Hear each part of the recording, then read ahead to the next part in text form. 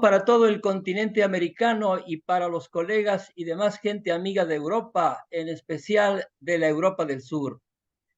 En esta cuarta emisión del proyecto virtual El Norte de México y sus libros, les habla Mario Ceruti desde la Facultad de Economía de la Universidad Autónoma de Nuevo León, en Monterrey, 200 kilómetros al sur de Texas.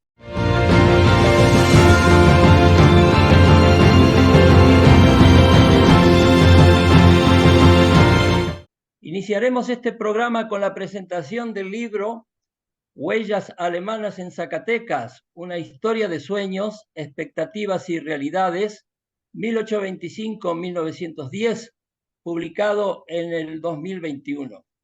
Su autor, Manuel Sánchez Sánchez, cursa el doctorado en Historia en el Colegio de San Luis, tiene maestría en Historia por la Universidad Autónoma de Zacatecas, participó en el programa Erasmus en la Universidad de Bremen, Alemania, y es consejero técnico del Archivo General del Estado de Zacatecas.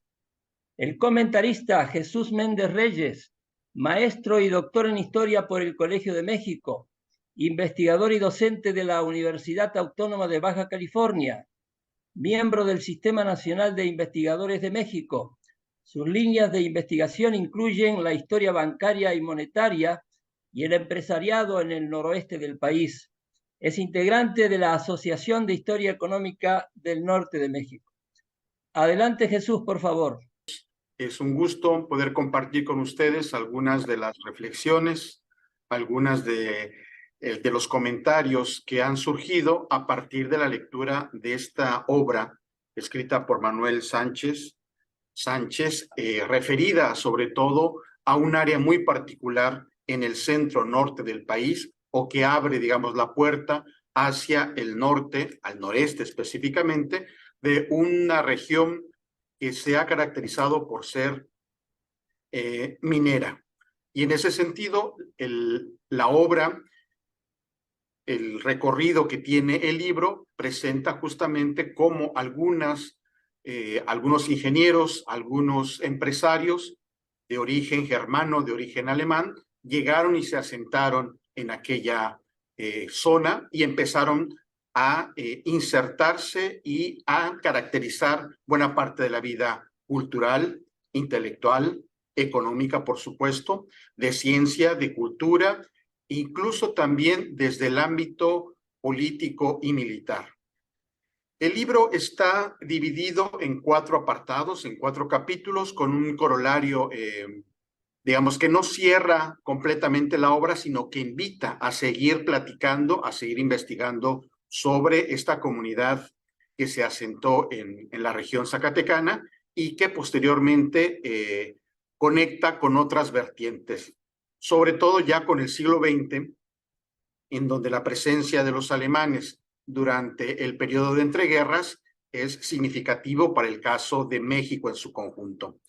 Como ustedes recordarán, la salida de los alemanes, la salida de estos pueblos de habla germana hacia América se dio muy recientemente, ¿no? En el siglo, estoy hablando del siglo XIX, que es donde se inserta el libro, y las guerras de 1840, todos estos embates que se dan en el centro de Europa, hace que la población empiece a moverse a lo largo del continente americano. Y hay 2 vías importantes para hacerlo. Una a través del Atlántico, llegando justamente hacia el puerto de Veracruz en México, hacia Cizal y luego ya hacia Sudamérica, o bien llegar hacia América del Norte, entrar por el recorrido básico que hacían aquellos migrantes que se instalan en la Unión Americana y luego empezar a moverse a lo largo del continente. Entonces, en esta obra, lo que presenta Manuel caracteriza una migración germana numéricamente pequeña, si lo queremos ver así. Él da los datos de que para 1895 menos de 2.500 germanos estaban registrados en México, mientras en Sudamérica, particularmente en Chile, había 6.000. Y unos años después, para 1916, hay más de 25.000 alemanes viviendo establecidos en Chile. Entonces hay una gran migración que se ubica básicamente en el Cono Sur, en Brasil, en Uruguay, en Argentina, en Chile, pero no demerita justamente, como lo señala el autor, la presencia importante de estos visitantes, de estos ingenieros de minas, de estos escritores y profesores que van a cambiar de manera contundente y significativa la vida en Zacatecas, particularmente la capital, que tiene ese mismo nombre, Zacatecas Capital, y que despunta en buena parte del siglo XIX. Entonces, el libro, como lo menciono, tiene 4 apartados. En un primer apartado aparece esta introducción, señalándonos justamente el autor qué se entiende por alemanes en ese momento, en donde lo único que los caracteriza o los integra de manera completa, pues es el idioma, ¿no? Un poco el comunicarse a través de una lengua común, un poco más la religión y también la característica particular de la germanidad de la que se va a hablar ya avanzado el siglo XIX, en donde independientemente de haber nacido en Polonia, en Sajonia, en Austria, en las diversas comunidades pegadas a Francia y a la propia al Reichstag que se va a construir más avanzado o muy avanzado del siglo XIX, la característica de esta germanidad es que tienen una cultura que comparten una cultura importante, ¿no? Entonces el Deutschland, esta de la tierra de los alemanes, la tierra en donde están partiendo hacia América, tiene esa particularidad o esa característica, ¿no? Uno se podría preguntar, bueno, ¿y por qué los germanos llegan a México y sobre todo a Zacatecas? Bueno, recuerden ustedes que Alexander von Humboldt es uno de los sabios de la época, de los escritores y de los viajeros que dan a Europa, que comunican a Europa la riqueza que tiene México. No solo la riqueza en recursos naturales, sino también de climas, geográfica, de personas, de habitantes, de la posibilidad de aprovechar esa mano de obra que está a lo largo del país, ¿no? Y en ese sentido, el autor Manuel Sánchez lo que va describiendo y lo que vaya presentándonos avanzando la obra son a diferentes personajes instalados ahí en Zacatecas, ¿no? Hermann Joseph Burckhardt, por ejemplo, pues es un personaje significativo que va a tener influencia en la ciencia, en la geografía, en el trazado de la propia ciudad, ¿no? Y después va a presentar a otros casos, otros ejemplos, como Karl de Verges, como Karl Nobel, que es un litógrafo, que es arquitecto, que va a dar clases en el equivalente a la universidad de la época y que va a formar estudiantes justamente en las artes del trazado y de la arquitectura, ¿no? Carlos Calfus es un catedrático también de dibujo que enseña matemáticas, que enseña geografía, que se especializa en preparar a la juventud de la época para enfrentar los derroteros que tiene el mundo y sobre todo una industria muy característica de ahí de la región, que como he dicho es el sector minero. Pero no se quedan solamente en el sector minero, se mueven hacia el comercio y ahí es donde las casas comerciales, estas que digamos son el antecedente de las sociedades anónimas, de las sociedades en comandita, de las sociedades de responsabilidad limitada, juegan un papel importante en la etapa novohispana del Zacatecas que Manuel Sánchez estudia, ¿no? A partir de la reconstrucción de estos personajes, uno se pregunta, bueno, ¿y qué les pasó? ¿Por qué no están todos presentes ya avanzado el siglo XIX, ¿no? O ya cuando cruzamos hacia el siglo XX, ¿dónde están los descendientes o estos alumnos que fueron formando los primeros profesores alemanes? Y es lo que yo llamo la puerta que deja abierta Manuel para seguir investigando sobre la presencia de estos alemanes en el lugar, ¿no? Porque como él relata ya en el tercer capítulo y digamos, la segunda parte ya de la obra, la influencia económica, la vida política, incluso la vida militar de alguno de ellos, participa con Santana, se enemista con Antonio López de Santana, está a favor de la colonización en Texas, ya no alcanza a ser parte de los colonizadores o de quienes buscan la independencia o logran independizar a Texas de México, pero el recuerdo, los escritos, las fuentes que van apareciendo y que toma Manuel y va reconstruyendo, tienen negocios estos profesores, estos ingenieros, se asentaron en la zona y van formando y van creando redes importantes, no solo para la ciencia, sino también para el comercio. En la lectura del libro también uno logra identificar las fuentes documentales de donde abreva el autor justamente para reconstruir los estudios de caso o las biografías personales de estos señores, ¿no?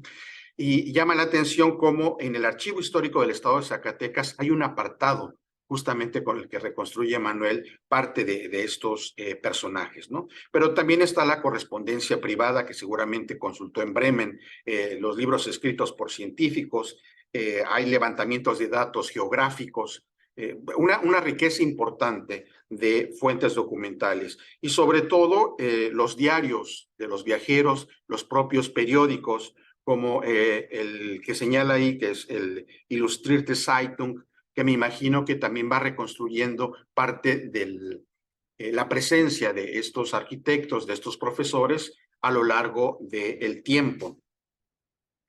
En este sentido, cuando uno observa la cantidad de alemanes en Zacatecas, que digamos cuantitativamente es muy pequeña, pero cualitativa y de influencia y trascendencia va a ser muy importante, ¿no? Entonces, el estudio de Manuel y la presentación que hace en su libro, digamos, a lo largo de toda la obra, permite conectar justamente cómo estos alemanes se mueven a lo largo del país.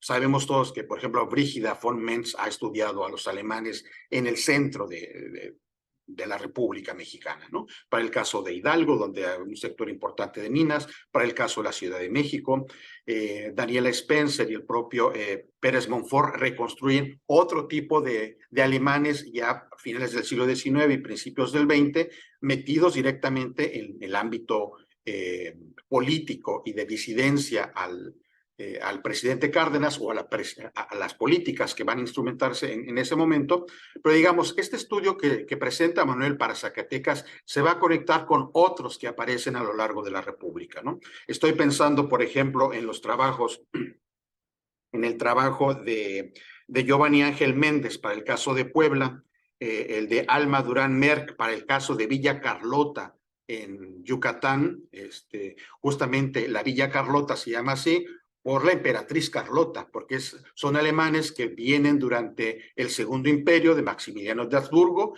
y permanecen ahí, ¿no? Y la historia que cuenta la autora, Alma Durán, pues es muy triste, porque al final esos alemanes son de los que se van perdiendo, los que van quedándose muy pobres, muriendo de hambre, etcétera, a diferencia de los que viven en la Ciudad de México y que se están moviendo en la zona minera más importante, Guanajuato, Zacatecas, San Luis Potosí, el propio Durango, ¿no?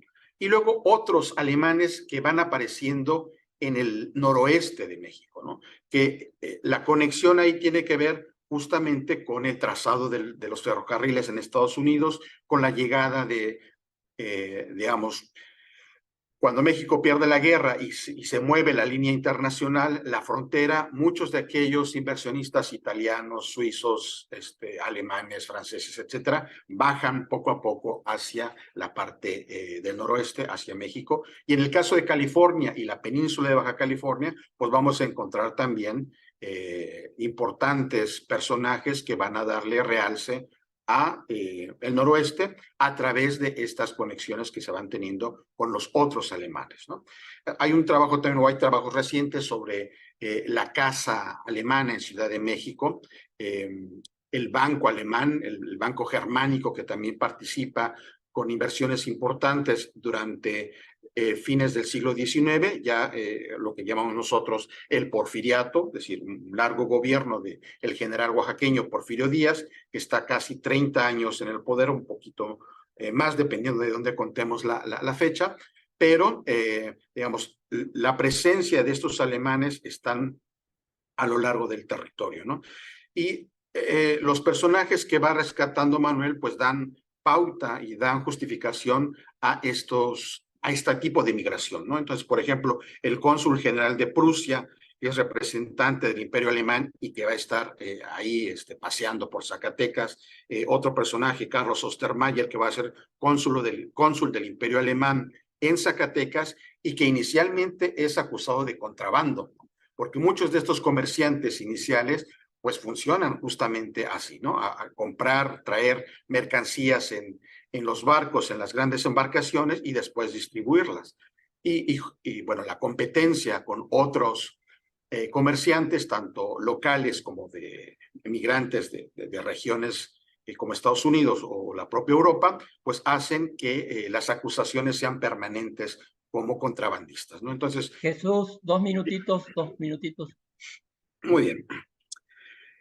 El último capítulo de la obra reconstruye o nos presenta a dos hermanos, Isidoro y Luis Epstein, ¿no? Que son judíos, son ingenieros, tienen que salir justamente de Europa por las ideas, por el liberalismo al que ellos están enfrentando en su momento, y caen muy bien aquí en México, ¿no? Y sobre todo ahí en esta región del centro norte de México,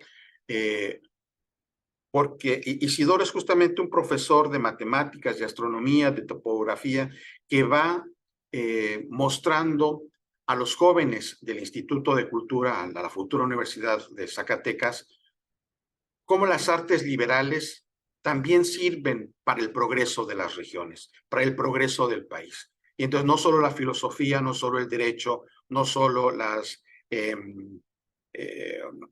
los seminarios donde se impartían el latín, el griego, etcétera, sino también las otras artes, las otras ciencias liberales, como van a ser la contaduría, por ejemplo, como va a ser la teneduría de libros y la propia ingeniería, la arquitectura, la litografía, que va a ser característica de esta época, ¿no? Entonces, yo invito a nuestro público, a quienes nos escuchan y participan en estas cápsulas de Libros del Norte, emprendidas por la Facultad de Economía de la Universidad Autónoma de Nuevo León, a que den seguimiento a este libro, a esta obra, que los va a trasladar no solo al centro de México, sino a lo largo del continente americano, y como les mencionaba yo al inicio, esta particularidad que van a tener las migraciones de los 40 del siglo XIX, cuando ya no hay posibilidad de que las familias se repartan las propiedades que tienen que salir por una crisis en la minería, por las guerras napoleónicas, por todo este mundo, está cambiando ya avanzado el siglo XIX en Europa, ¿no? Entonces, con esto terminaría mi comentario, invitándolos a leer la obra que presentamos esta tarde o este día, Huellas Alemanas en Zacatecas, de Manuel Sánchez Sánchez, que lleva como subtítulo Una historia de sueños, expectativas y realidades, que es justamente lo que reconstruye en estos 4 capítulos el autor. Muchas gracias. Excelente el comentario. Agrego un par de datitos más a lo que has dicho. En Durango, como adelantaste, hay mucha participación también y ahí los trabajos son de Guadalupe Rodríguez López. Y en La Laguna tuvo influencia el Banco Germánico también. Manuel, adelante con tu participación, por favor. Antes que nada agradecer este proyecto de Libros del Norte, al doctor Jesús Méndez por el comentario de la obra y al doctor Mario Ceruti, por supuesto. Y bueno, en base a los comentarios del doctor Méndez Reyes, yo quisiera pues agregar un poquito más en términos de intercambio de ideas, ¿no? Por ejemplo, yo parto precisamente en la propuesta que hago de este libro, es precisamente a partir de la época independiente, ¿no? Nos vamos un poquito más atrás para poner a Humboldt, poner los antecedentes históricos precisos, pues para ver por qué llegan a Zacatecas, ¿no? ¿Por qué llegan a México? ¿Por qué la influencia de Humboldt es determinante para esto, ¿no? Y después nos vamos a los estudios de caso, ¿no? Donde se centran inicialmente con la minería. Yo creo que ese es el punto clave en Zacatecas para poder ver presencia de extranjeros, englobando ingleses, franceses, ¿no? y posteriormente norteamericanos, ¿no? Y los alemanes están muy precisos en términos de ingeniería, ¿no? De la eficiencia de la extracción de los metales, ¿no? Y no encontramos tanto como ingenieros británicos, ¿no? Más bien encontramos ingenieros alemanes contratados por las empresas británicas, ¿no? Vamos viendo cómo se transita en ese siglo XIX, convulso a nivel nacional, pero particularmente en Zacatecas, en esta pugna entre el federalismo y el centralismo, en donde pues Zacatecas entra con las milicias cívicas y que estos alemanes tienen formación militar en Prusia, ¿no? Entonces, pues bueno, van y hacen participación. Entonces, como que este tipo de personajes, lo marco en el libro, pues se meten en todos los tópicos de la vida social de Zacatecas en ese momento, ¿no? O por lo menos en la mayoría, ¿no?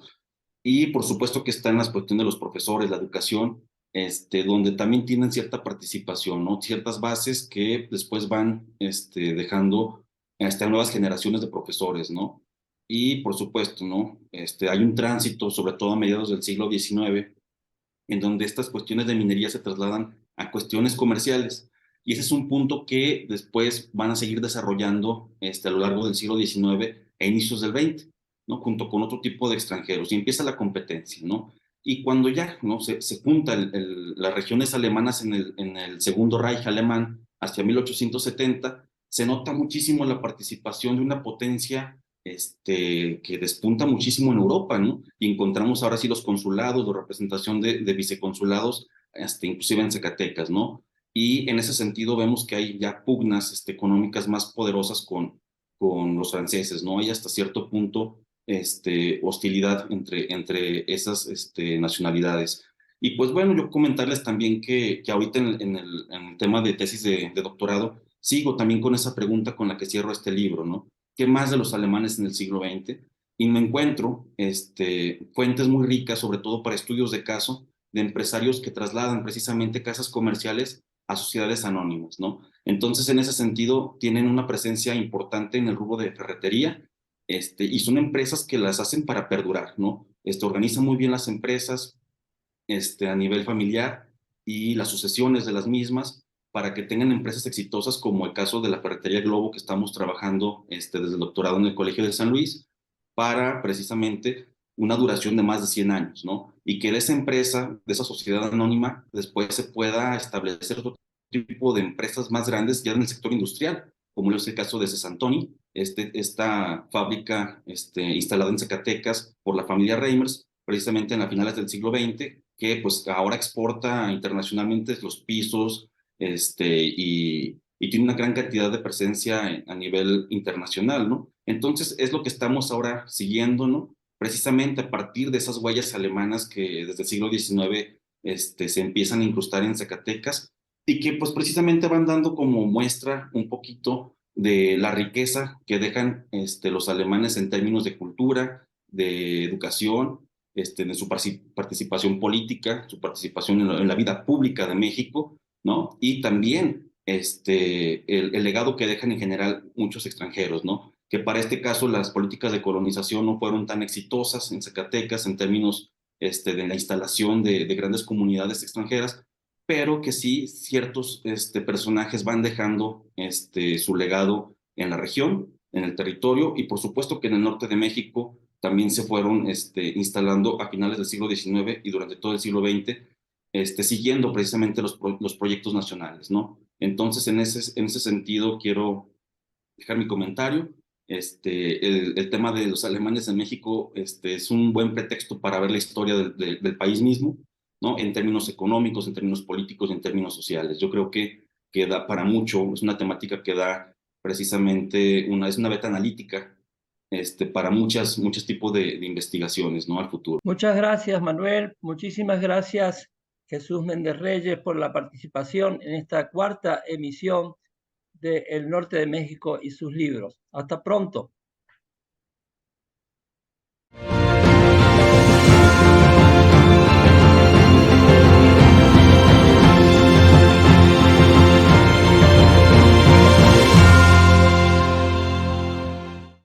Continuamos y me presento. Soy la doctora Adela Díaz Meléndez, la directora de la organización Semilla Azul, y me permito mencionar que la segunda obra por comentar en esta cuarta versión del Norte de México y sus libros es agua, tierra y capital en el noreste de México, la región citrícola de Nuevo León, 1850-1940, publicada en 1991. Su coordinador fue Mario Ceruti, moderador de estas emisiones. Es doctor en Ciencias Sociales por la Universidad de Utrecht en Países Bajos, miembro fundador de la Asociación de Historia Económica del Norte de México, investigador y catedrático en la Universidad Autónoma de Nuevo León, y sus líneas de investigación incluyen la historia económica y las actividades empresariales. Gracias, doctora. El comentarista Gustavo Lorenzana Durán es doctor en Historia y Estudios Regionales por la Universidad Veracruzana, profesor e investigador en la Universidad de Sonora, miembro del Sistema Nacional de Investigadores de México. Entre sus líneas de investigación destacan los usos del agua en zonas áridas y la política agraria. Es miembro de nuestra Asociación de Historia Económica del Norte de México. Adelante, Gustavo, por favor. Buenas tardes a todos. Y estamos aquí para hacer la presentación del libro cuyo título es Agua, Tierra y Capital en el Noreste de México. La región citrícola de Nuevo León, 1850 y 1940, cuyo editor fue Mario Ceruti y fue publicado en el año de 1991 por la Facultad de Filosofía y Letras de la Universidad Autónoma de Nuevo León. La obra mencionada podemos decir que fue pionera en los estudios sobre agua y tierra, como dos recursos complementarios y no separados. Es oportuno decir que la historiografía agraria sobre México había puesto el acento en el reparto de la tierra. En ese sentido, es la novedad de este libro. Uno de los autores es Bernardo Flores Flores, que en el prólogo da cuenta de la pertinencia de los estudios contenidos en el libro, ya que esperaban que sirviera para que en esos tiempos de crisis, supongo que en ese sentido serían crisis, una sequía como ha sucedido recientemente en el caso del estado de Nuevo León y concretamente en Monterrey, y dificultades múltiples para que coadyuven en la construcción de alternativas viables que beneficien a todos, empresarios, citricultores, trabajadores del campo y de la ciudad. Aquí tendríamos una utilidad de la obra que, a mi parecer, se ha perdido de alguna manera en los textos que no dan cuenta precisamente de para qué sirve el texto que se lee, quiénes son los destinatarios y qué acciones podrían llevar a cabo los mismos. Pero quedaría precisamente este punto para la discusión. Mario Ceruti, por su parte, en la presentación, dijo lo siguiente: los estudios agrupados en este volumen aspiran a poner de relieve la importancia de un recurso tan fundamental como escaso en el extremo noreste de México, el agua. Ya con este planteamiento, Mario perfilaba ya una de las líneas de investigación que más adelante se van a desarrollar por colegas de otras instituciones educativas y centros de investigación, a partir de poner de relieve precisamente ese recurso hidráulico frente al asunto de la tierra. Parecería ser que en automático, al dotarse la tierra, se dotaría el agua, y veremos que eso no fue de esa manera. ¿Sí? Y que por lo tanto entonces se tendría que trabajar precisamente en esta cuestión a partir de la premisa: los suelos que no son fecundados no sirven para mucho, y más por supuesto en zonas semidesérticas o donde prevalece la escasez de agua. Por lo tanto, entonces, en ese sentido, ¿verdad?, se planteó el siguiente esbozo sobre el área de estudio. Desde finales del siglo, en lo que hoy conocemos como la región citrícola de Nuevo León, espacio edificado en fuerte medida en torno al río Pilón, su vida cotidiana quedaría sensiblemente alterada con el arribo del ferrocarril, el acercamiento del mercado estadounidense y el despertar de las plantaciones citrícolas. Para esta comarca, el porfiriato supuso transformaciones de larga duración. La revolución de 1910 no las castraría. agua, tierra y capital jugarían un papel preponderante en este nuevo ciclo, cuyas prolongaciones llegan hasta el presente. Yo en ese sentido me voy a abocar o me interesó destacar fundamentalmente lo que tiene que ver con el agua, dejando pendiente tanto lo que tiene que ver con la tierra y el capital. Por lo tanto, con el capítulo que abre el texto es de la autoría de Verónica Sieglin, cuyo título es Agua, acumulación de capital y burguesía en la región citrícola 1910-1934. Ella nos dice que su estudio se enfoca en una región agrícola ubicada en el noroeste del país, México, que se destacó por su incipiente integración al mercado mundial. Los ejes de su estudio son la atribución de tierras y aguas y el desarrollo del capital en el sector agrario. Nos dice que su trabajo va a estudiar las diferentes formas de adquisición de la tierra y agua, los tipos de tenencia, el desarrollo de la producción y sus relaciones sociales, y finalmente la estructura social en la región citrícola de Nuevo León. Del capítulo destaco las formas de acceso a la tierra irrigada por parte de los agricultores de la citada región citrícola. Una de ellas era el arrendamiento de la propiedad municipal y otra era por medio de títulos de propiedad y de contratos de arrendamiento entre particulares en las diferentes tomas de agua que estaban en manos privadas. Asimismo, se registra la información sobre la distribución del agua entre los empresarios agrícolas de los predios Aguas de Solares, 1909 y 1918, Aguas de Quintas, 1913 y 1924, Toma de la Capellana, 1922, Pilón Viejo, mismo año, San Juan de la Cañada, también en el mismo año. Hay que rescatar que los campesinos fueron excluidos del acceso al agua de las tomas. Era un control privado y en ese caso los campesinos no tuvieron acceso a ese recurso. Y se realizaban 25 grandes empresas agrícolas de la región citrícola. Otro punto también interesante que perfilaba ya otra línea de investigación que se va a desarrollar por parte de Mario Cerúti.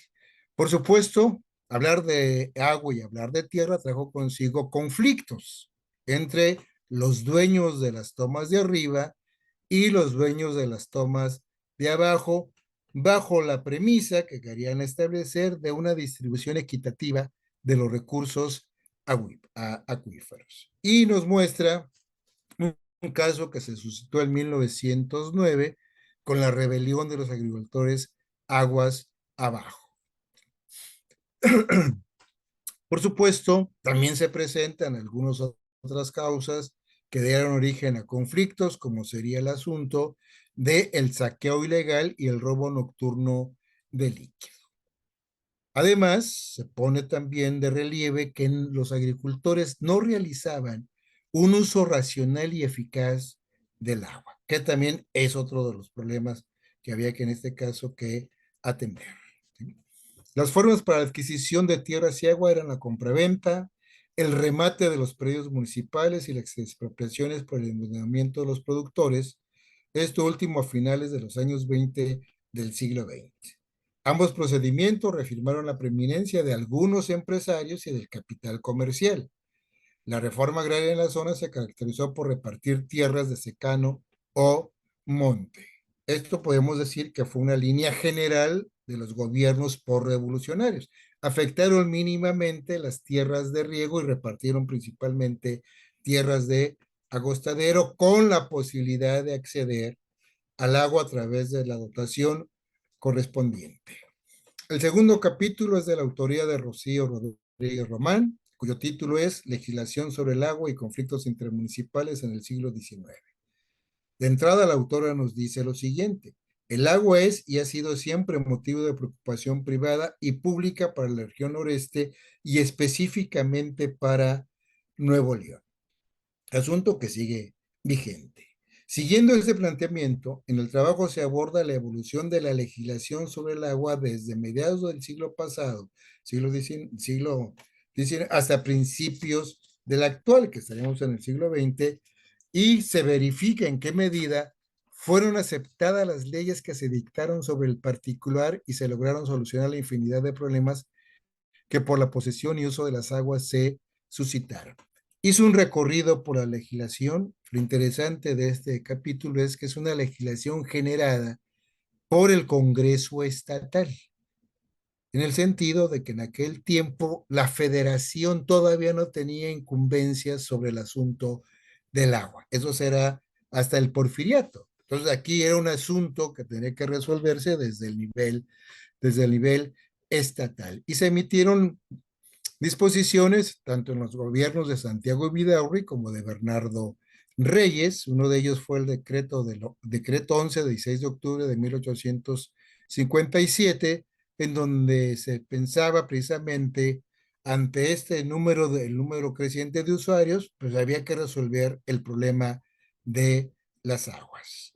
Tanto ese decreto como el que se estableció ya con el caso de Bernardo Reyes, no pudieron resolver el problema por las diferentes posiciones que se establecían en este caso de los accionistas de las aguas, que fue en este caso un asunto que por supuesto fue de la atención de los involucrados en el mismo y que por lo tanto llevó precisamente al establecimiento de una comisión especial que estudió el proyecto y lo aprobó, esperando con ello cubrir algunos vacíos que se habían dado en la legislación anterior y que fue presentado en diciembre de 1891, y su aprobación fue el 7 de diciembre de 1892. Uno de sus puntos fueron precisamente los siguientes: ¿cómo y ante quién se deberían presentar el denuncio? Llama la atención ese asunto del denuncio porque yo no conocía precisamente esta cuestión, solamente tenía conocimiento del denuncio de tierras, pero aquí estaría claro que se están denunciando también el caso de aguas. ¿Qué había de hacer en caso de presentarse opositores? ¿Quién extendería los títulos? Esta ley, a diferencia de las anteriores, sí fue aceptada por la mayoría de los propietarios, pero el problema seguía sin resolverse. Fundamentalmente porque apareció otro fenómeno meteorológico que tiene que ver con la escasez de líquido, lo cual no permitía el funcionamiento productivo del campo ni tampoco de una incipiente industria que se comenzaba a forjar en la capital del estado. Desde luego, el río Pilón es un protagonista de esta historia, en términos precisamente de que cruza por los municipios de Montemorelos y General Terán, y que por supuesto se plantea en el apartado las acciones que llevaron a cabo tanto autoridades estatales como los hacendados de Montemorelos y los pobladores del Valle de Mota. Entonces fue un conflicto que se mantuvo durante algunas décadas, buscando por supuesto en este caso resolver el problema. Y desde luego hay el registro de la sequía, que es también importante como parte de este proceso, que se dio precisamente en los años de 1863, 1877 y 1896. Pasamos al siguiente capítulo de José Antonio Olvera Sandoval, que lleva por título El Valle del Pilón, riego, producción e impactos socioeconómicos, en donde plantea la preeminencia de la citricultura con el uso de la tierra y el agua, que ofreció nuevas expectativas para la empresa agrícola. Esta actividad la llevó a cabo la oligarquía local, con sede en Montemorelos, y se menciona la presencia de inmigrantes estadounidenses, así como los grupos familiares, entre ellos los Ballesteros, Paras, Berlanga y Echevarría, entre otros. Por supuesto, se dedicó un apartado al medio geográfico del Valle del Pilón, en donde se hace referencia a la extensa variedad de valles fértiles que son irrigados por los ríos y los arroyos que nacen en las montañas. Y desde luego la relevancia que tiene el río como fuente de irrigación para los municipios de Rayones, Montemorelos y Terán, por medio de una infraestructura hidráulica conformada por acequias o canales y tomas de agua, sería una cuestión interesante en lo que tiene que ver también la infraestructura hidráulica al respecto. Pasamos con el caso de María Cebadúa, que es interesante el texto porque rescata las solicitudes de agua que presentaron los ejidos de Galera, Chihuahua, Pilón Viejo y el Fraile. Digo que es interesante porque solamente hemos observado en la historiografía que se dan las solicitudes de tierras, no de aguas. Y la legislación en la materia planteaba ese doble camino. Primero era solicitar las tierras y en segundo lugar solicitar las aguas. Y ese texto es el ejemplo precisamente de lo que hicieron los ejidos. Desafortunadamente, pues no lograron el propósito de la dotación de aguas porque no había la infraestructura correspondiente. En otras palabras, no se habían ampliado los canales para suministrar el recurso agua a los ejidos. Y cerramos la presentación con el texto de José Ángel Anguiano, que se menciona contratos sobre compra y venta de tierras y de aguas que se dieron precisamente en la región citrícola, con los registros tanto del año, comprador, vendedor, horas aguas y el precio social. Una información interesante para seguir ahondando sobre el tema fuera del estado de Nuevo León. Gracias. Gracias, Gustavo. Un par de preguntas para que brevemente amplíes algunos puntos de lo que has tratado. Primero, ¿por qué llamas pionero a ese libro? No sabía yo que era pionero porque lo hicimos en un tiempo en que parece que todavía lo del agua no estaba muy tratado. ¿Cuál es tu versión al respecto? Sí, es que sería en ese sentido, Mario, precisamente el asunto del agua todavía no sería trabajado. Yo tengo referencias que uno de los primeros grupos que comenzó a trabajar sobre el agua fue el que uno que conformó Luis Aboites hacia 1994 con colegas del CIESAS, que ahí sí trabajaron sobre el asunto del agua, no solamente en la cuestión de la agricultura, sino también con empresas, ¿verdad? Que suministra para el uso doméstico del agua, uso agrícola y el uso industrial. Por eso decirle es pionero, porque por lo menos es el texto que yo conozco en donde se da esta vinculación entre los dos recursos, ¿no? Bueno, Agua y tierra. también hablamos del capital, que eso después lo hemos estudiado bastante, del mundo empresarial. Ahí ya hay una primera versión, ¿no? Del mundo del capital o de los grupos burgueses regionales, ¿verdad? Claro, claro. Y creo que ahí, como cuando sumas tanto agua, tierra y capital, pues están perfilando ya lo que van a ser las siguientes líneas de investigación que se van a desarrollar por parte tuya con los colaboradores que han estado a tu lado, ¿no? Por eso diría que sería pionero no solamente en el agua, sino también en los otros dos componentes, pues, porque me deja puertas abiertas, o sea, esto permite que uno también a partir de esta lectura pueda trabajar lo que tiene que ver en otras entidades federativas, porque al final de cuentas, pues se da el mismo proceso, ¿no? Yo he revisado esta cuestión de la legislación, es muy parecida, hay un punto interesante que ahorita, qué bueno que tenemos este momento, que tiene que ver con la reglamentación de las aguas, para tener Bueno, ese reparto equitativo, pues. esa parte te lleva a la cuestión del conflicto. Por lo que hemos visto, los conflictos no solamente eran entre grupos dominantes y grupos subalternos, sino también entre los grandes usuarios del agua. En la laguna se ha dado mucho eso también. Y de ahí la intervención del gobierno federal, ¿verdad? Sí, sí, o sea, por lo menos siglo XIX sí se da esta cuestión hay una necesidad por reglamentar el acceso al agua, por la presencia de diferentes usuarios, ¿no? Los que están aguas abajo, aguas arriba, que tienen que efectivamente que acceder al agua. Por lo tanto, hay una posición de que es necesario, es indispensable establecer reglamentos para la distribución de las aguas, que sería en este caso, por supuesto, que estaría en manos del Congreso estatal.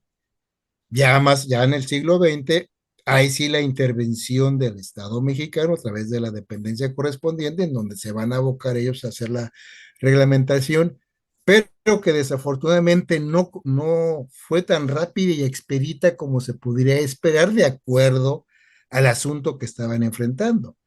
Por lo menos en el caso que yo conozco, para el Mayo, la reglamentación para la distribución de las aguas del río Mayo, los estudios y todo lo que tuvo que ver con ese proceso se tardaron 10 años. Y siempre se argumentaba que había, por problemas de no había personal, no había dinero, etcétera, etcétera. Sí, y Y claro, mientras tanto los de arriba se aprovechaban del agua y los de abajo en todas partes soportaban esos excesos, ¿verdad? Por claro, Sonora claro. pasó algo similar, ¿no? Sí, sí. Sí, por eso se trataba de evitar los conflictos. Pero aquí hay una situación curiosa en el sentido de que como había agua suficiente, entonces todo el mundo lo aprovechaba. Entonces no había esos conflictos. Pero cuando surgen ya otros usuarios, como podía ser el caso de los ejidatores, entonces sí era fundamental ya la reglamentación. Que se da también en el caso del Valle del Pilón. Hay intentos de reglamentar durante el siglo XIX. Muchísimas gracias, Gustavo, por tus comentarios.